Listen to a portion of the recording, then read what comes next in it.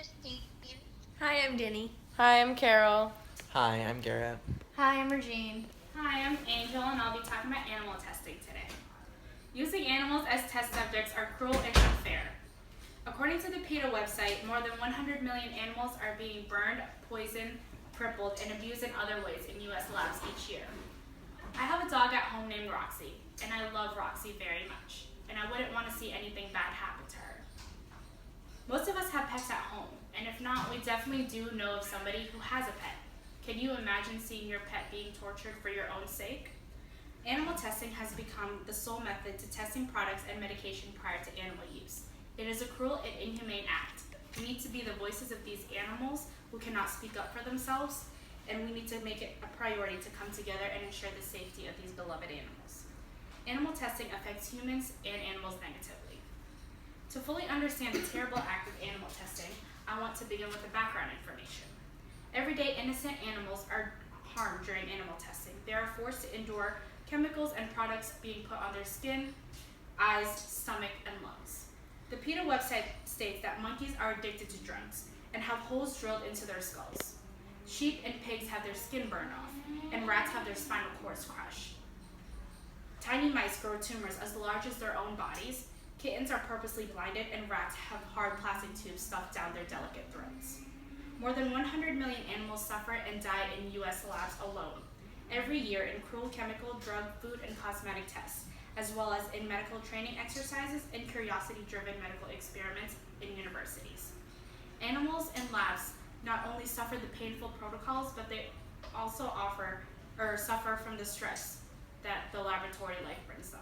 According to the NEEBS website, in 2009, an undercover lab investigation revealed monkeys frantically spinning around and around in their cages, biting open wounds, mutilating themselves, and ripping out their hair because of the stress that the environment brings to them. Many animal experiments utilize restraining devices designed to prevent animal from moving. Some of these protocols prevent the animal from moving a certain part in their body, or it immobilizes their whole body. The harm and suffering that these poor animals go through is mind-boggling. There are many ways to lend our voice to these animals, and we need to stop them from suffering. You can use cruelty brands. It can be difficult to navigate through your grocery and pharmacy finding these animal cruelty-free brands, but there are lists on websites such as PETA that has a comprehensive database that you can find. The internet is full of do-it-yourself cosmetic and cleaner recipes. Many of the household items that we already have in our homes can double up as something else. These alternatives will be easier on our health, our wallet, planet Earth, and definitely for the animals.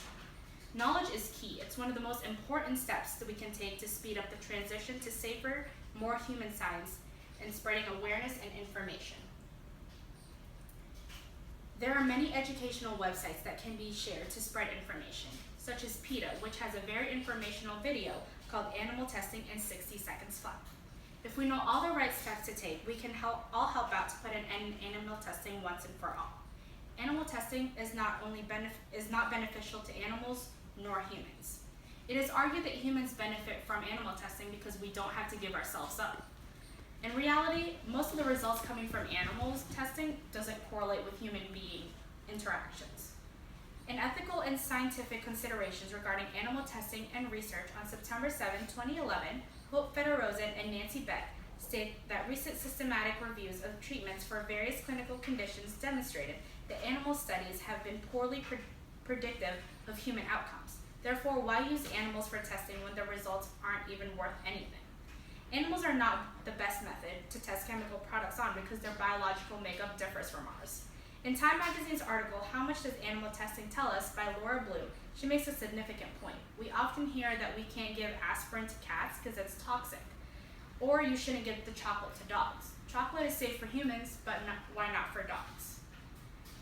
There are alternative tests that are more often reliable than animal tests. In Vitro International's Corrositex, aka synthetic skin, can provide a chemical corrosively determination in as little as 3 minutes up to 4 hours, unlike animal testing that often takes 2 to 4 weeks.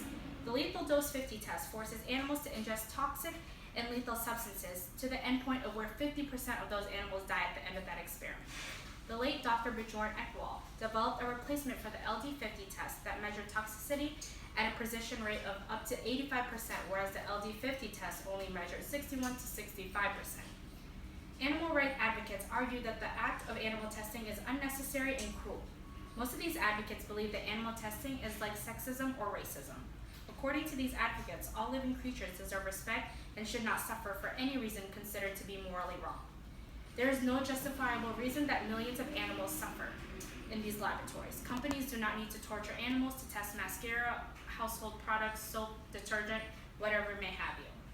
Scientists do not have to torment monkeys in order to cure disease. Educators don't need to buy fetal pigs to teach or learn physiology. We need to be the voice for these creatures. As a nation, we need to make it a priority to come together and ensure the safety of these beloved animals. For you, it is one animal among many. But for that particular animal, one life is all it has, and you have no right to play with it. Every animal has their story. Don't let it be a sad one.